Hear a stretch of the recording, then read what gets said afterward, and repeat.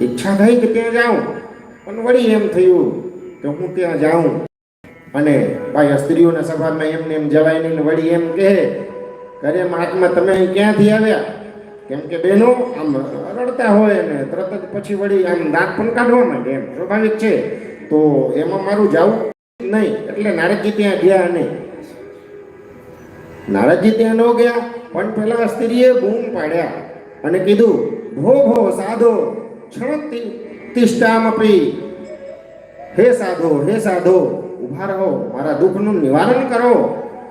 જ્યારે આ સ્ત્રીએ બૂમ પાડ્યા, મને બોલાવ્યા, ત્યારે હું એને નજદીક ગયા અને મને વધારે આશ્ચર્ય થયું. દાસ બાબા હોય, નરસિંહ મહેતા હોય, કે તુકારામ બાપા હોય,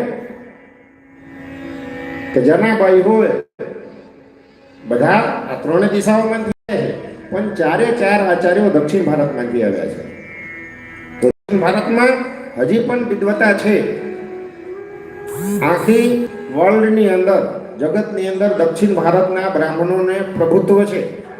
ભારતમાં જ નહીં, તમે ગમે ત્યાં જાઓ, અમેરિકા જાઓ, લંડન જાઓ, કનાડા જાઓ, દક્ષિણ આફ્રિકા જાઓ, ત્યાં દક્ષિણ ભારતના બ્રાહ્મણો બસે છે. પણ તમને જેમ આમ ખરાટેદાર, તમે ગુજરાતી બોલો એવી રીતે ખરાટેદાર શુદ્ધ સંસ્કૃતમાં એ લોકો પાઠ કરતા હોય તો એક વખત ઊભા રહી જવું પડે, એને શુદ્ધ ઉચ્ચારણ. તો દક્ષિણ ભારતમાં હજી પણ ભક્તિભાવ વધારે છે.